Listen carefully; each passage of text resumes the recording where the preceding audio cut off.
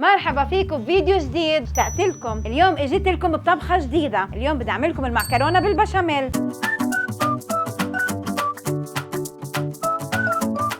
ومكونات وصفتنا لليوم: عندنا للبشاميل الطحين والحليب والبيض وزيت، وعندنا البهارات، وعندنا المعكرونه، وعندنا البصل واللحمه المفرومه، وعندنا الهروب بالبندوره. واول خطوه في خطواتنا للطبخه بدنا نسلق المعكرونه. انا جهزت المي تغلى على النار، بدنا نضيف لها هلا الملح وبدنا نضيف لها شويه زيت. هلا هي انا عندي المي بتغلى، بدنا نضيف لها باكيت المعكرونه. طبعا المعكرونه فيكم تستعملوا اي نوع معكرونه، انا بحب المعكرونه الطويله هاي، في اشكال اي شكل في المعكرونه بتحبوا تستعملوه كله ماشي.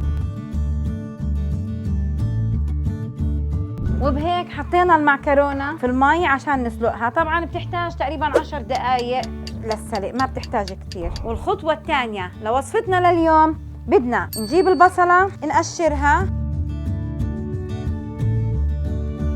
وبنفرمها، وبهيك صارت البصله جاهزه عنا عشان نكمل بقيه الوصفه الثانيه. الخطوة الثانية هلا بنحط بالطنجرة عنا زيت، بنحط لنا تقريبا 5 معالق زيت، وبنضيف البصل. هلا بدنا نستنى شوي نقلب البصل، ما بدنا ياخذ لون، بس انه يدبل يصير عصفار. بالفترة هاي بعد ما حطينا البصل بنفقد المعكرونة، بنقلبها عبال ما تستوي. على فكرة عيوني دمعوا، بقولوا اللي عيونه بدمع من البصل بخاف من حماته، بس أنا ما كنت أخاف منها لأنها كانت تحبني كثير. على فكرة عيوني دمعوا. نقلب البصل، وعبال ما تدبل البصلة عنا وتنسلق المعكرونة بدنا نشوف اللي هي عنا مكونات البشاميل. هلا البشاميل اللي عنا اللي هو عبارة عن زيت وطحين وحليب وبيض، وطبعا الملح والبهارات. وهلا بنروح بناخد الزيت وبنحطه عنا طنجرة وبندير عليها كاسة طحين، وبنبلش نقلب الطحين مع الزيت عبال ما ياخد لون يتحمر. بدنا نضلنا نقلب وفي استمرارية في التقليب. بس هلا في الفترة هاي انا عندي البصلة اخذت اللون، بدي احط لها اللحمة. بدنا ناخد اللحمة نضيفها على البصلة بعد ما اخذت اللون.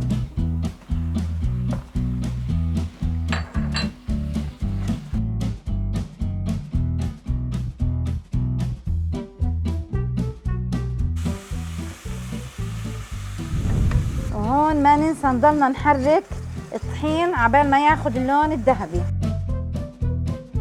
وطبعا عندنا المعكرونة صارت مسلوقة وجاهزة، انسلقت المعكرونة. بنطفي تحتيها وبناخدها بنصفيها بمصفاي وبنشطفها من النشا اللي بيبقى فيها. ما ننسى نحرك البشاميل واللحمة، طبعا كله بدنا نضلنا ملحقين عليه.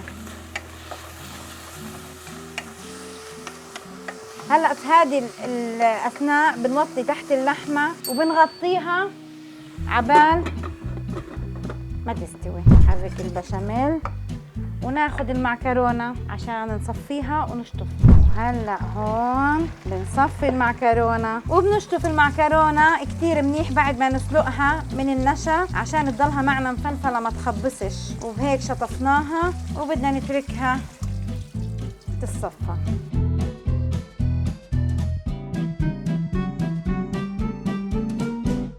وبعد ما استوت اللحمه تبعتنا بدنا نضيف لها شويه مي تقريبا قد كاسه، بدناش كثير عشان لما نحط عليها الصلصه والبهارات تشربها. خلص هيك كافي، بدناش كثير، بس بنغمرها تغمير، خليها لتغلى عشان نحط لها الصلصه والبهارات. طبعا هون بنضلنا نحرك في الطحين مع الزيت لبال ما يصير ياخذ عنا اللون الذهبي. وهلا بدنا ناخد الصلصة والبهارات عشان نضيفهم للحمة. عنا بنضيف تقريبا 4 معالق صلصة. طبعا احنا حطينا المي عشان الصلصة تتسبك مع اللحمة فيها. بلشت تغلى شوي، بنحط عنا اللي هو الملح، وعنا البهارات السادة والبهار المشكل، وعندنا زنجبيل، عندنا جوز الطيب، فلفل اسود، البهارات حسب رغبتكم انتو، بس الاساسي فيها هو ملح وفلفل اسود وبهار مشكل، وهي الزنجبيل وجوز الطيب والقرفه، هاي الشغلات يعني حسب الرغبه. انا بضيفهم هلا هون عندي. شوفوا كيف بيكون منظر اللحمه مع الصلصه لما تجهز عنا. وبهيك اخذ الطحين عنا اللون الذهبي، بدنا نبلش نضيف له الحليب ونحرك على السريع لانه بسرعه بيجمد. شوفوا كيف بيجمد.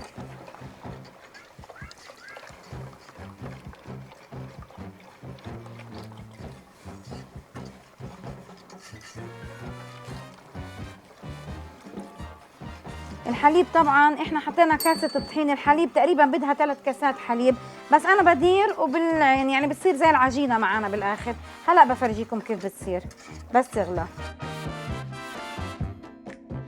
شايفين كيف صارت عنا جاهزه بعد ما حطينا الحليب وخليناها تجمد على النار، وبنطفي تحتيها وبننتقل للخطوه الثانيه. والخطوه اللي بعديها بعد ما صار جاهز عنا الطحين مع الحليب، بنجيب عنا ال3 بيضات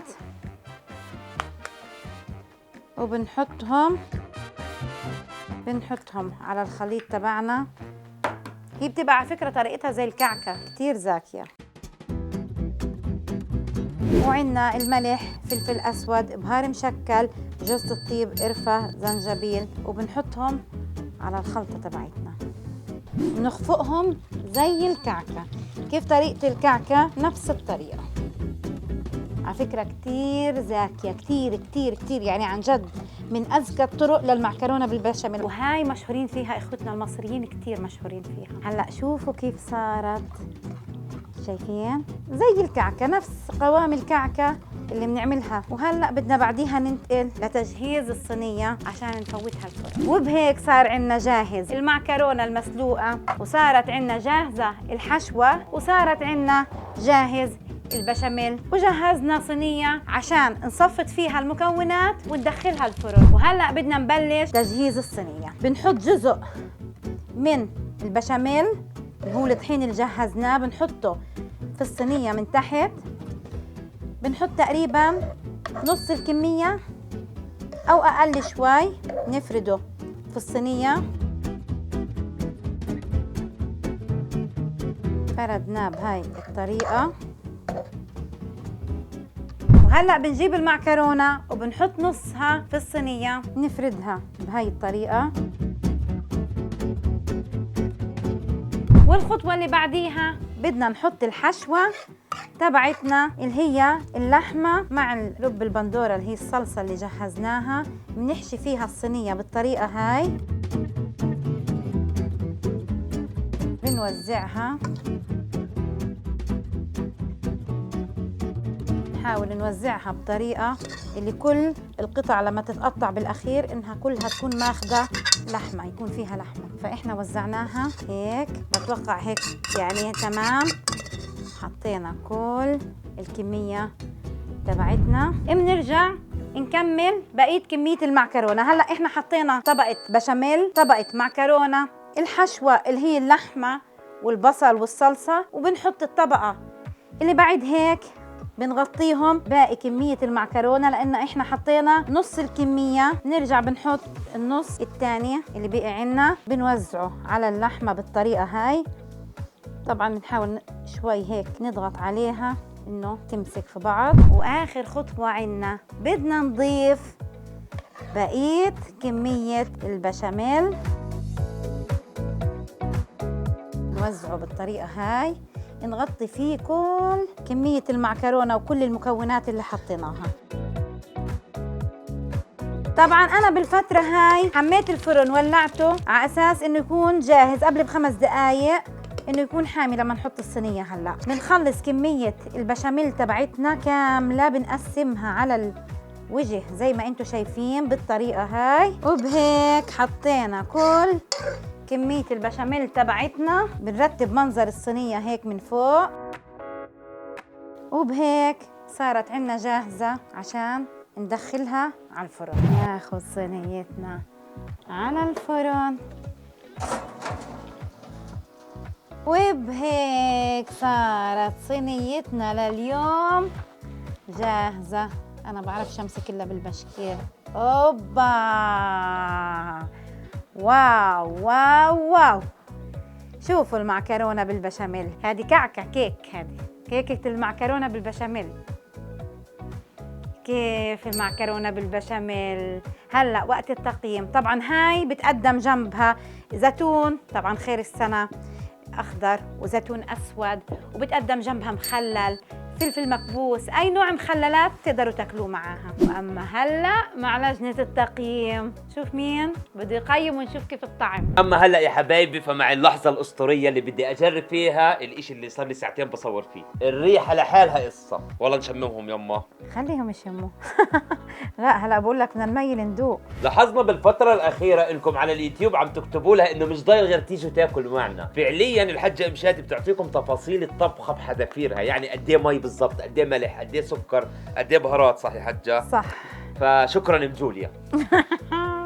شكرا شكرا. انا بدي اطلع له القطعه من النص. هوب. والله يا جماعه القطعه بتحكي. شوفوا شوفوا شوفوا شوفوا، واو. سخنه سخنه سخنه.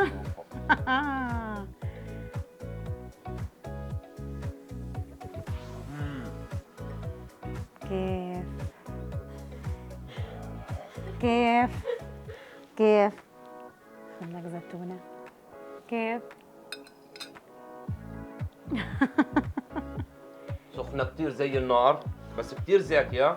الميكس ما بين البشاميل مع المعكرونة مع الزيتونة اللي في الآخر إشي من الآخر. بنصحكم كلكم تجربوها. واللي بجربها فيكم يبعت لي صورتها على الانستغرام عشان انزل له اياها. وبس والله هذا هو كان فيديوهنا لليوم، معكرونة بالبشاميل. بتمنى كلكم تعملوها تستمتعوا فيها مع عيلتكم. بحبكم كتير كتير. كانت معكم ام شادي وشادي. بنشوفكم في الطبخة الجاي.